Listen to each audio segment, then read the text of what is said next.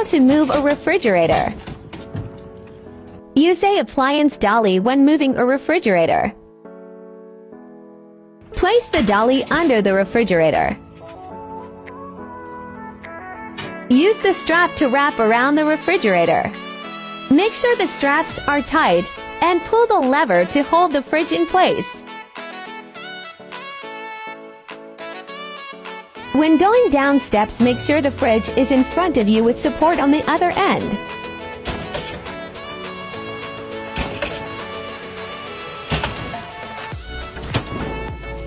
When going up a ramp, make sure you are pulling the fridge rather than pushing it.